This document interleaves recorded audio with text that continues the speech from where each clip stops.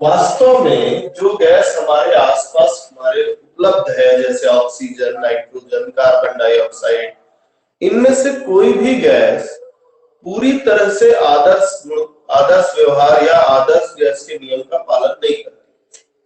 तो इन सभी गैसों को जो वास्तव में उपलब्ध है उनको हम वास्तविक गैस कहते हैं। ये गैसें आदर्श व्यवहार का पालन हमेशा नहीं करती है। इसका मतलब ये नहीं है कि कभी नहीं करती, इसका मतलब ये है कि सामान्य तौर पे ये आदर्श गैस के नियम का पालन नहीं करती है। तो आदर्श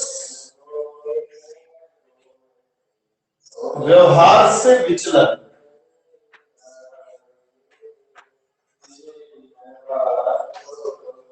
कैसा विचलन है, तो सबसे पहले हम देखेंगे बॉयल के नियम से विचलन।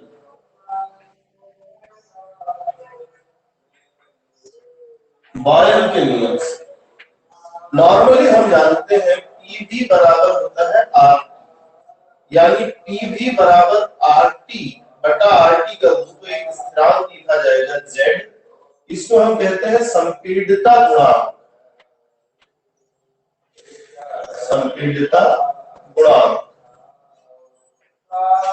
ध्यान रखिएगा कि क्योंकि पीवी और आरटी बराबर है, ये दोनों कट के Z बराबर 1 होना चाहिए। किसके लिए? आदर्श गैस के लिए।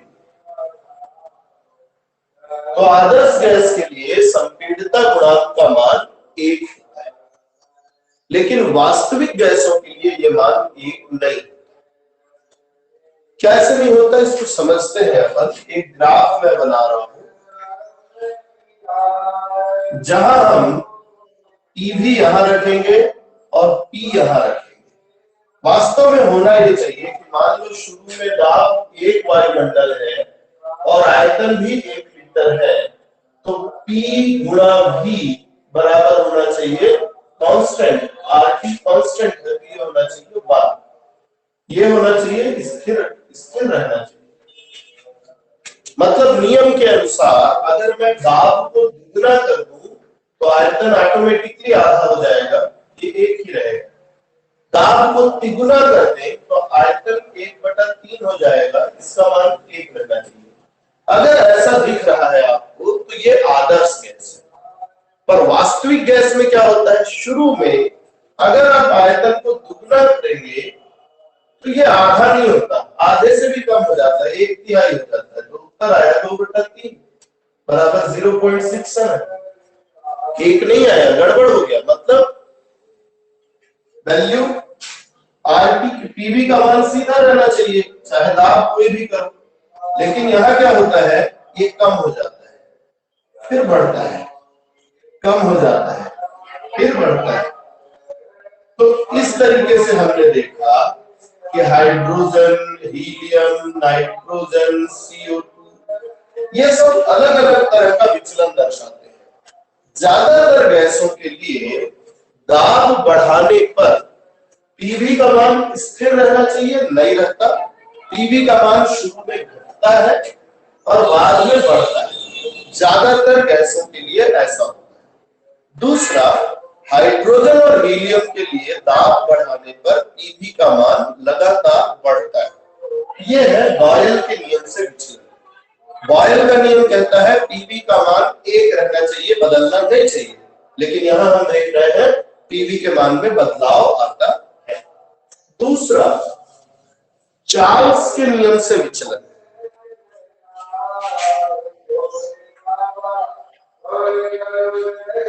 चार्ल्स के नियम से विचलन। तो अगर हम इस बात को समझें तो हम ये देखते हैं कि चार्ल्स ने कहा था कि अगर 1 डिग्री सेल्सियस तापमान बदला जाए तो आयतन जो है वो 0 डिग्री सेल्सियस वाले आयतन के 273वें भाग से बढ़ता या घटता है। पर हमने ये देखा कि ऐसा नहीं, कभी कभी आयतन ज्यादा बढ़ जाता है, कभी कभी आयतन कम बढ़ता है, यानी इतना नहीं होता। तीसरा है एवोगैड्रो का नियम। एवोगैड्रो के नियम से विचलन में एवोगैड्रो ने कहा था कि 1 मोल गैस का आयतन NTP पर 1 मोल गैस का आयतन जो होना चाहिए वो 22.4 लीटर होना चाहिए। पर जब हमने लिया तो हमको अलग अलग मान मिले, कुछ गैसों के लिए 22.08, कुछ के लिए 22.2, कुछ के लिए 22.3, कुछ के लिए 22.4। तो ये भी पूरी तरह से सही है। तो हमने ये देखा कि हमारे आसपास उपस्थित जो गैसें हैं वो आदर्श व्यवहार का पालन नहीं कर रही है, पूरी तरह से तो नहीं कर रही है। तो प्रश्न आता है कि ठीक है भाई, गड़बड़ी तो दिख रही है कि वायर के नियम का भी पालन नहीं हो रहा है, चार्ल्स के नियम का भी पालन नहीं हो रहा है, एवोगैड्रो के नियम का भी पालन नहीं हो रहा है, तो क्यों नहीं हो रहा है? क्या गड़बड़ है कि हमारे नियम गलत? वास्तव में अणुगतिक सिद्धांत की जो 2 अवधारणाएं हैं इसके लिए जिम्मेदार। पहली अवधारणा है कि गैस के अणु का आयतन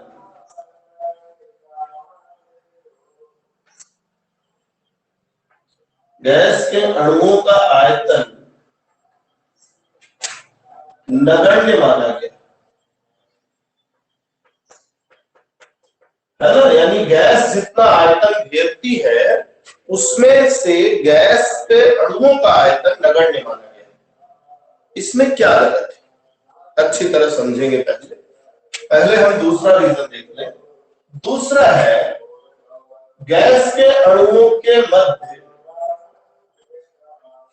आकर्षण को भी नगण्य माना गया।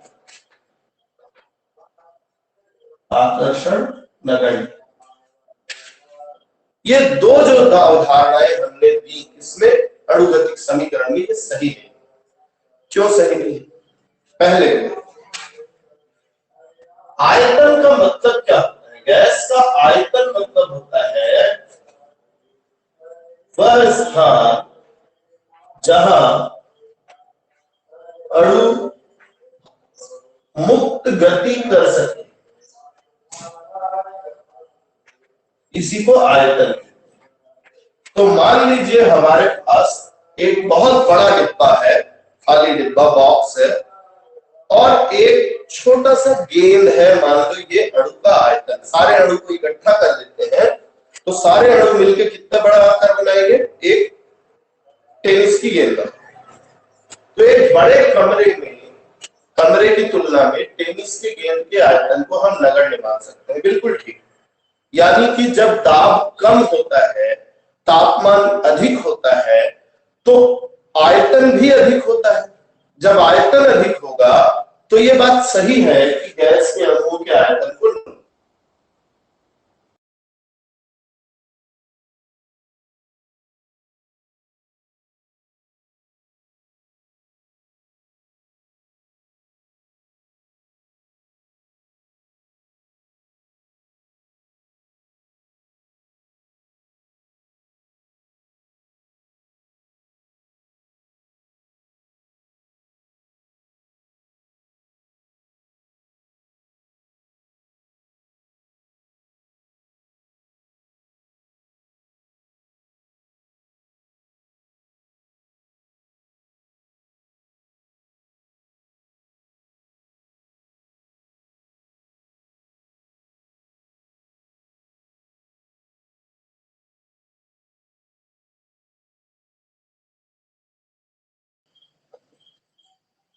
तो ठीक है, कॉल आ गया था। तो मैं आपको बता रहा था अगर हम गेंद तो हमारी टेनिस के बराबर है, एक बड़े कमरे में टेनिस की गेंद को रखें तो हम कहेंगे कमरा बहुत बड़ा है, टेनिस की गेंद नगण्य है, छटाव किनारे। लेकिन अगर उसी टेस्ट को हम संपीड़ित करके छोटे बॉक्स में ले लें, एक आपके जूते का बॉक्स ले लीजिए उतना बड़ा, अब उसमें जब आप टेनिस की गेंद को रखेंगे तो वो इतनी जगह घेरेगी। आप इसको नगण्य नहीं मान सकते। मान सकते हैं क्या? नहीं। इसका मतलब यह है कि उच्च दाब और निम्न ताप पर जब आयतन कम हो जाता है तब गैस के अणुओं के आयतन को नगण्य मानना सही नहीं है। तो ऐसे में आदर्श आयतन क्या है? मैंने कहा आदर्श आयतन वह स्थान है जहां अणु गति कर सकता है। तो अणु इस पूरी जगह पे गति नहीं कर सकता, अणु ये वाले हिस्से में गति नहीं कर सकता, क्योंकि यहां पहले से अणु उपस्थित है। तो अणु सिर्फ बची हुई जगह पे गति कर सकता है, इसलिए आदर्श आयतन जो होगा वो होगा कुल आयतन में गैस के अणुओं के द्वारा घेरा गया आयतन घटा दिया जाए। गैस के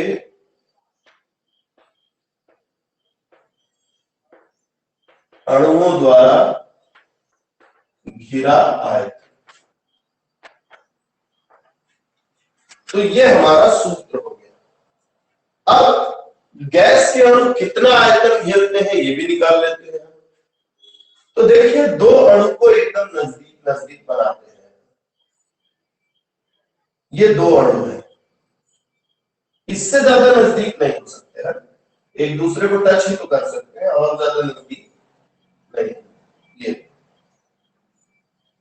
तो इनकी त्रिज्या को अगर मैं जोड़ दूं तो ये R और इससे रिलेटेड एक पूरा एक गोला बना ले, यानी इसको इधर ऐसे अंदर फिट करो तो ये पूरा फिट हो जाएगा। गैस का अणु गोल होता है, गोले का आयतन कितना होता है 4/3 पाई r क्यूब।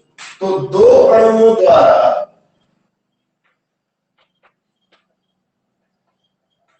घिरा आयतन जो होगा वो होगा आपका 4/3 पाई r/r 2r क्यूब, या 8 इंटू 4/3 पाई r क्यूब। दो का घन होता है 8। अब अतः एक अणु द्वारा घिरा आयतन कितना होगा, ये होगा हमारा 8 में 2 का भाग दे देते हैं, ये आगे 4 गुणा पाई r क्यूब क्या है, अणु का आयतन। इसको हम एक स्थिरांक v मानते हैं।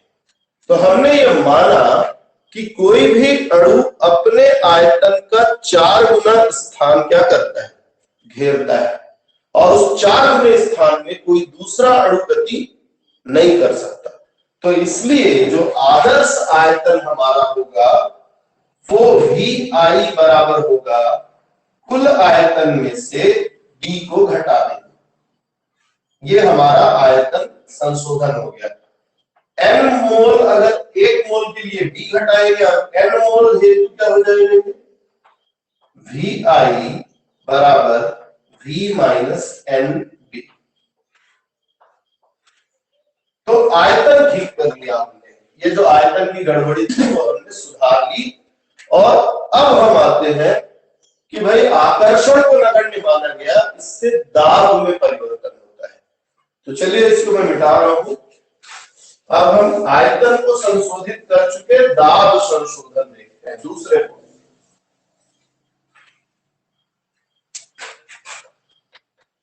दाब संशोधन,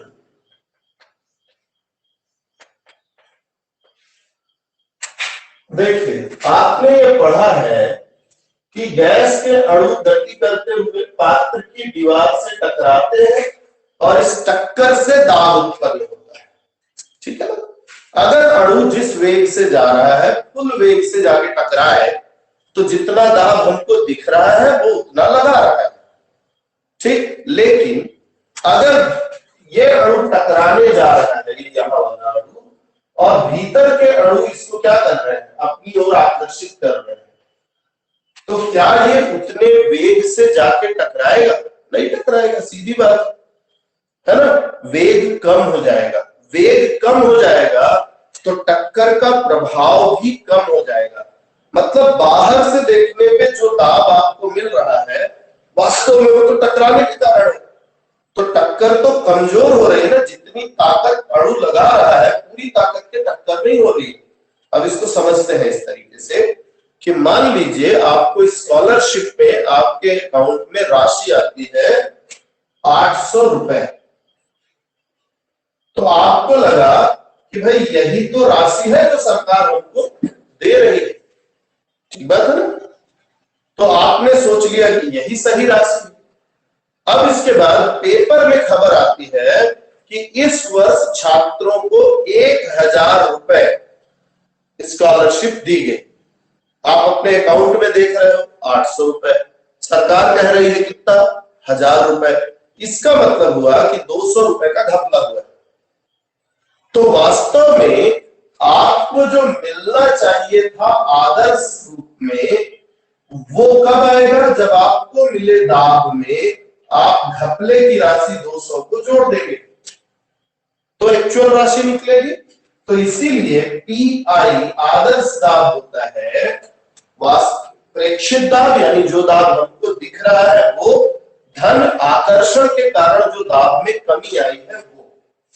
तो आदर्श दाब होगा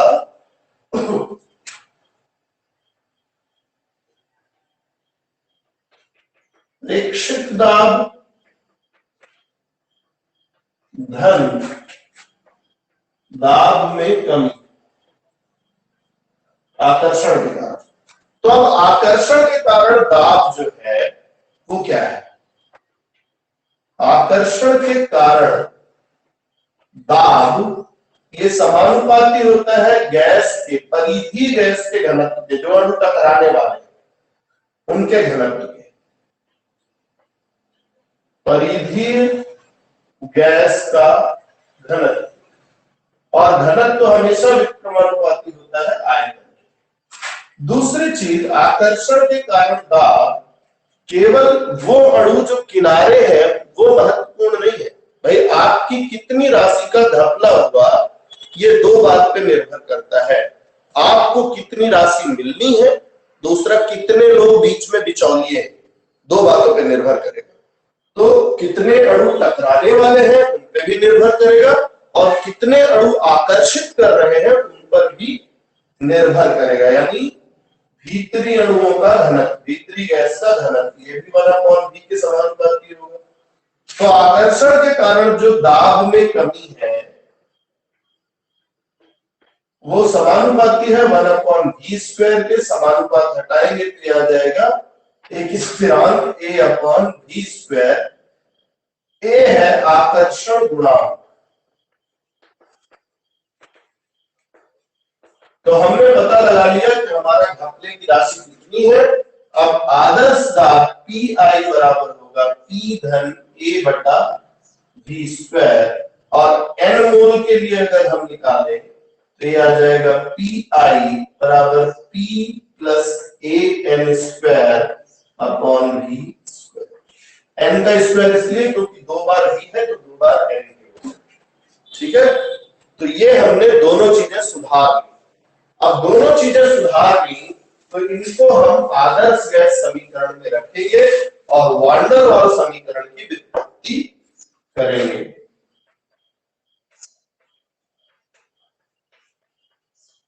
वान डेर वाल समीकरण या इसी को वास्तविक गैस समीकरण,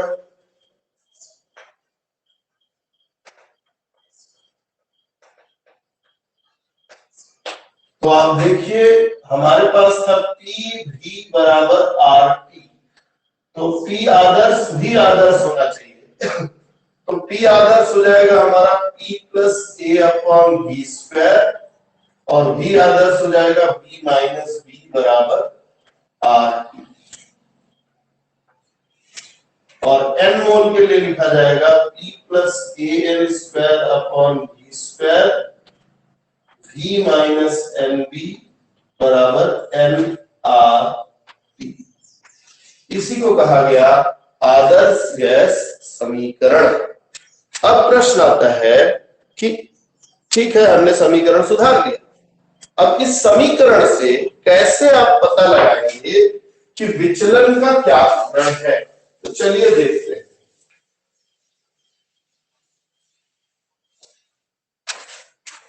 विचलन की व्याख्या,